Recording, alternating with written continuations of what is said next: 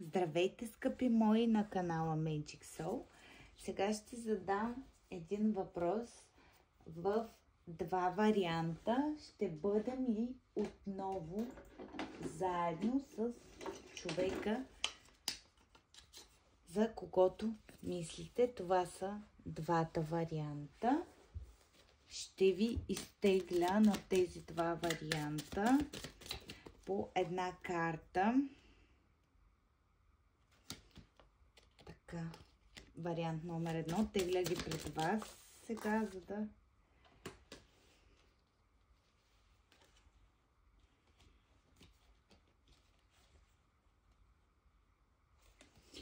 Така.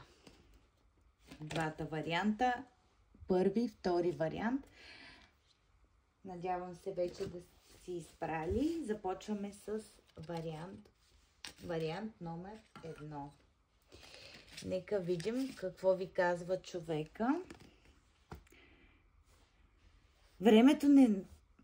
The timing just wasn't... Времето не беше подходящо за нас.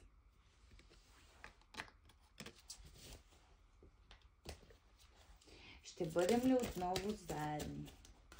Нека видим. Нека видим, ще бъдете ли отново заедно с този човек, за когото мислите, мили мои.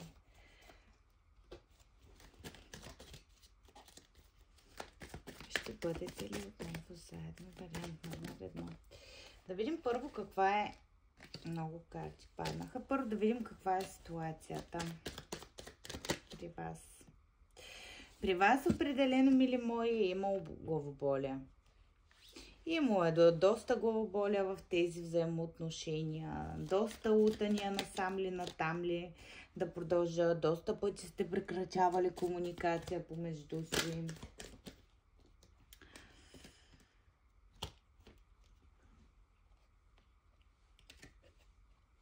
Доста силно, възможно е да е имало любовен триъгълник тук по императрицата. И по висшата жрица.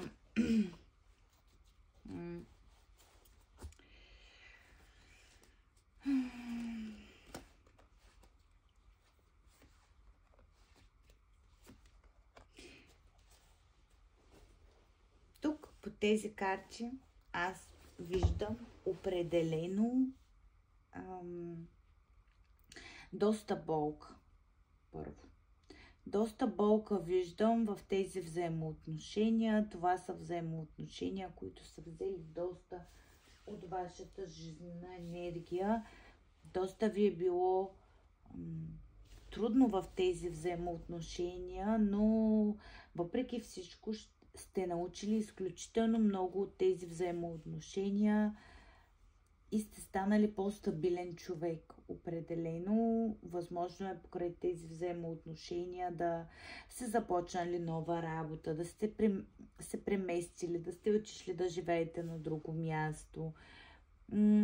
Имали сте доста безсънни нощи, благодарение на тази връзка и тези взаимоотношения.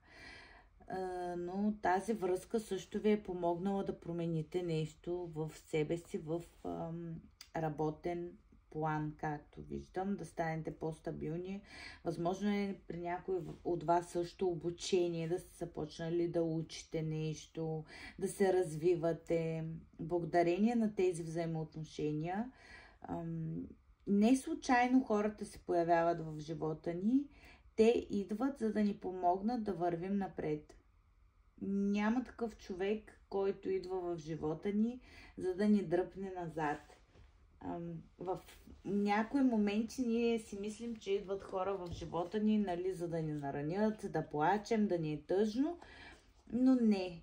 Всеки един човек дошъл във вашия живот, дори да ви е наранил, той ви учи на нещо, най-малкото което е, и този човек ви помага във вашето развитие за напред, и ако не е този правилният човек, да срещнете по-добър от този човек.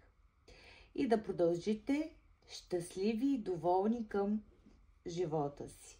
Добре, нека сега видяхме какви тежки взаимоотношения са били това. Нека сега разберем и главния въпрос. Ще бъдем ли отново заедно? Ще бъдете ли отново заедно? Избор номер 1. Ще бъдете ли отново заедно с човека, за когото мислите? Човека, за когото мислите, е възможно да имате страсти. Така, страсти. Този човек е възможно да ви показва чувства, но много така предпазливо. Така да си ви наблюдава отдалече, да иска страсти. Ако вие желаете наистина истински да бъдете с този човек и това, което сте живели с този човек, не ви се струва много тежко като енергия, да, с този човек ще бъдете отново заедно. Интуицията ви сама подсказва, че този човек е готов да се промени за вас. Въпреки че му е трудно, защото той разбира, че е загубил нещо важно в живота си. Загубил е своята императрица, майката на бъдещите му деца. Дълго време имало разсъждения относно този въпрос, да бъдем ли заедно, да не бъдем ли заедно, но този човек определено не може да живее сам. Готов е да бъде с вас и да има семейство с вас, въпреки че виждам, че това ще е една доста трудна връзка. И е възможно при някой от вас този човек, ако има семейство и е в семейство, да разруши семейството си, за да бъде с вас. Това е, което виждам за избор номер 1. Ако вие желаете, този човек ще бъде само ваш. Интуитивно вие си усещате енергията на човека, така или иначе. Сега, нека видим за вариант номер 2. Понякога стоя буден и мисля за теб. Будна, буден и мисля за теб. Вариант номер 2. Страшни мислители в вариант номер 2. Нека да видим в какви взаимоотношения сте били и дали ще познаете себе си в вариант номер 2.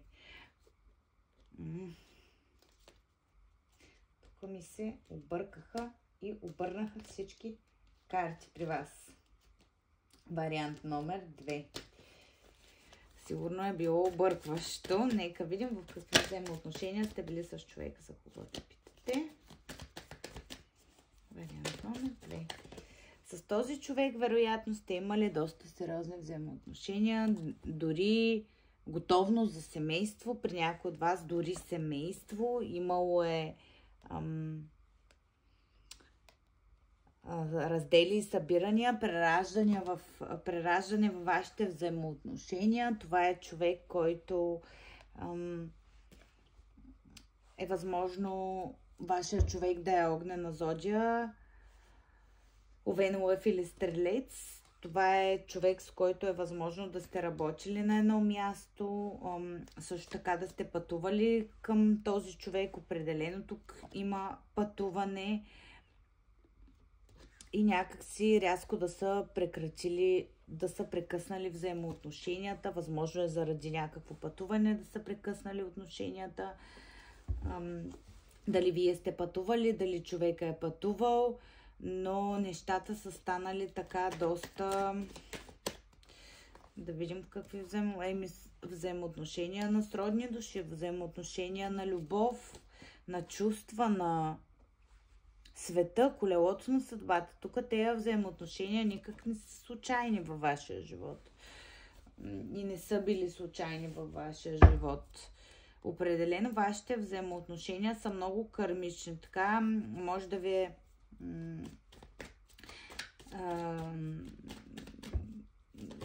да ви е въртял човек, така да го кажа, като виенско колело. Ту нагоре, ту надолу, ту нагоре, ту надолу. Но имало и много чувства тук. Много чувства. Възможно е вие да сте се отдръпнали, защото не сте били достатъчно сигурни в тези взаимоотношения. Нещо все едно ви е липсвало, нещо все едно сте усещали, че не е както трябва. Искали сте да знаете повече. Мислили сте вечерно време.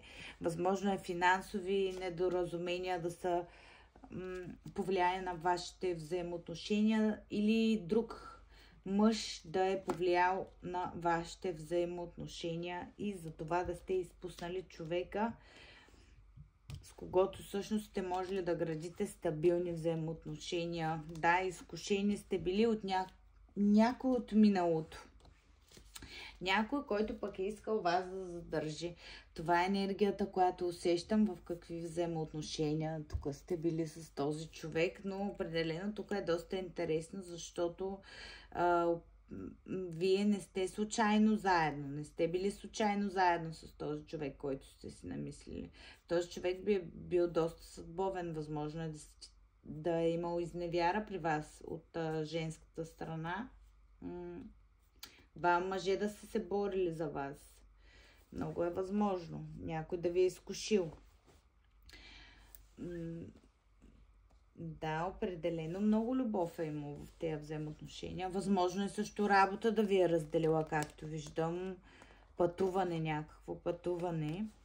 И добре, видяхме за каква връзка става въпрос. Ако сте усетили вашата енергия, нека видим. Ще бъдем ли отново заедно? Ще бъдем ли отново заедно за вариант номер 2?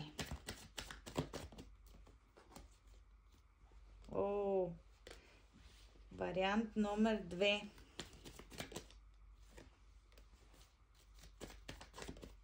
Тук вариант номер 2 много съжалявам да кажа, но в вариант номер 2 аз виждам едно много страшно разочарование, което е било изживяно тук.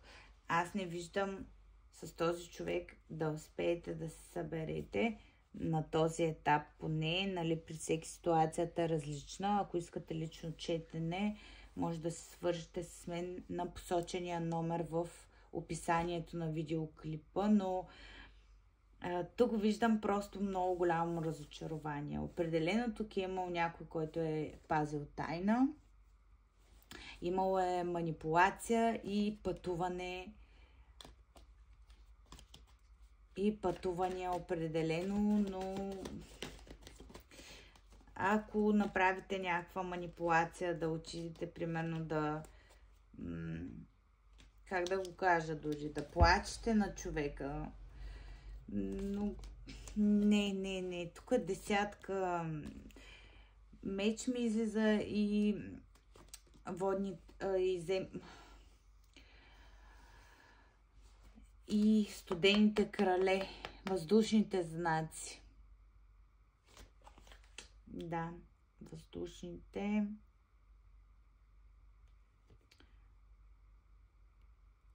Просто много интересно. Студения крал ви излиза. Този човек някакси бяга от вас, защото сам не знае как да постъпи. Уморен е от нещата, които са се случвали. Много трудности при вас. Много трудности. Не, че не страда човека за вас, но просто се самоограничава към вас и в чувствата си към вас. Съжалявам, вариант номер 2. Ако не ви отговаря енергията, просто гледайте някой друг видеоклип.